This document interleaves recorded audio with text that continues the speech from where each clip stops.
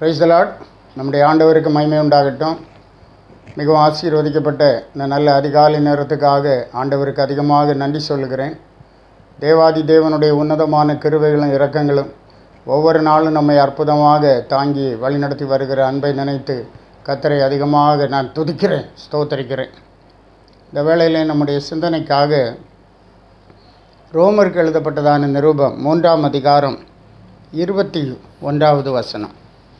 இப்படி இருக்க நியாயப்பிரமாணம் இல்லாமல் தேவ நீதி வெளியாக்கப்பட்டிருக்கிறது. அதை குறித்து நியாயப்பிரமாணமும் தீர்க்க தரிசனங்களும் சாட்சியிடுகிறது. தேவனுடைய நீதி வெளிப்படுத்தப்பட்டிருக்கிறது. இந்த கிறிஸ்டின் லைஃப்பில் மிகவும் முக்கியமான ஒரு காரியம் என்னவென்றால், ஆண்டவருடைய நீதியை நாம் செய்ய வேண்டும். நமக்கென்று ஒரு சுயநீதி இருக்கலாம், உலகத்தில் கூட நீதிமன்றங்கள் இருக்கலாம். ஆனால் எந்த அளவுக்கு அங்கு நீதி கிடைக்கிறது என்கிறது நம்ம எல்லாருக்கும் தெரிந்த ஒரு காரியம். இன்னும் நம்மை பொறுத்த மட்டில் சுயநீதி நமக்கு இருக்கிறது. எல்லா சூழ்நிலையிலும் நம்முடைய சுயநீதியை நிலைநிறுத்துவதற்கு நாம் விரும்புகிறோம். ஆனால் ஒரு கிறிஸ்தவன் தேவனுடைய நீதியை நடப்பிக்கிறவனாக இருக்க வேண்டும். நியாயப்பிரமாணத்தின் மூலம், நியாயப்பிரமாணம் இல்லாமல் தேவநீதி வெளியாக்கப்பட்டிருக்கிறது. அதை குறித்து நியாயப்பிரமாணமும் தீர்க்க தரிசனங்களும் சாட்சி கொடுக்கும். ரோமர் 3:22 வாசிக்கிறோம், அது இயேசு கிறிஸ்துவை பற்றும் விசுவாசத்தினாலே பலிக்கும் தேவ நீதியையே. இப்போ நியாயப்பிரமாணம் இல்லாமல் வெளிப்படுத்தப்படுகிறதான தேவநீதி இயேசு கிறிஸ்துவை நாம் விசுவாசிக்கிறதுனாலே உண்டாகிறது என்று பார்க்கிறோம். விசுவாசிக்கிற எவர்களுக்குள்ளும் எவர்கள் மேலும் அது பலிக்கும், வித்தியாசமே இல்லை என்று சொல்லப்பட்டிருக்கிறது.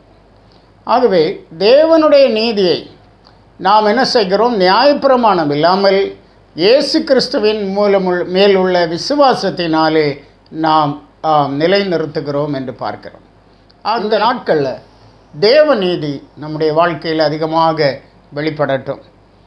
ரோமர் 1ஆம் அதிகாரம் 17ஆம் வசனத்துக்கு வரும்போது, விசுவாசத்தினாலே நீதிமான் பிழைப்பான் என்று எழுதியிருக்கிறபடி விசுவாசத்தினால் உண்டாகும் தேவ நீதி விசுவாசத்திற்கென்று அந்த சுவிசேஷத்தினாலே வெளிப்படுத்தப்படுகிறது. விசுவாசத்தினாலே உண்டாகிற தேவ நீதி வெளிப்படுத்தப்படுகிறது. எதனாலே வெளிப்படுத்தப்படுகிறது?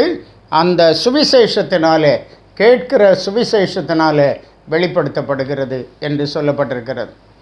ஆகவே ஆண்டவருடைய பிள்ளைகளை தேவநீதி நடப்பிக்கக்கூடியவர்களாக சுவிசேஷம் மாற்றுகிறது என்று பார்க்கிறோம். சுவிசேஷத்திற்கு நம்ம செவி கொடுக்கும்போது, சுவிசேஷம் என்று சொல்லும்போது இயேசு கிறிஸ்துவை குறித்த எந்த ஒரு செய்தியும் சுவிசேஷம். பரலோக ராஜ்யத்துக்கு அடுத்த எந்த ஒரு செய்தியும் சுவிசேஷம். இந்த சுவிசேஷத்தினாலே தேவனுடைய நீதி என்ன செய்யப்படுகிறது?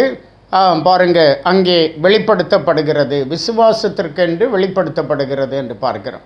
இப்படி கர்த்தருடைய பிள்ளைகள், ஆவிக்குரியவர்கள் ஆண்டவருடைய நீதியை நடப்பிக்கிறவர்களாக இருக்க வேண்டும்.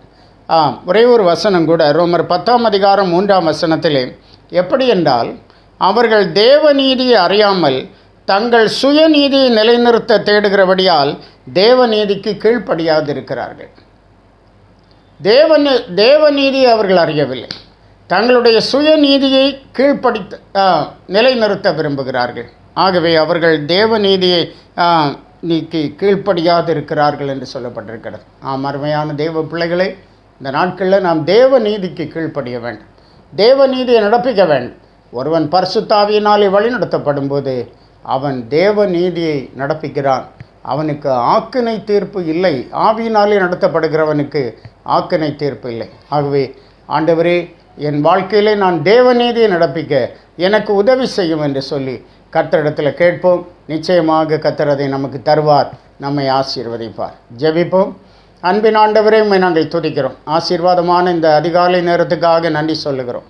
அருமையான உம்முடைய பிள்ளைகளை கர்த்தருடைய கரங்களில் தருகிறோம். இவர்கள் ஆண்டவரே இயேசு கிறிஸ்துவின் மேல் உள்ள விசுவாசத்தினாலே தேவநீதியை நடப்பிக்க பரிசுத்த ஆவியானவர் உதவி செய்யும்படியாய் ஜெபிக்கிறோம். இவர்களை ஆசீர்வதி, பலப்படுத்தும். இந்த நாளும் ஆசீர்வாதமாய் இருக்கட்டும். இயேசு மூலம் கேட்கிறோம் பிதாவே. Amen. Amen. God bless you.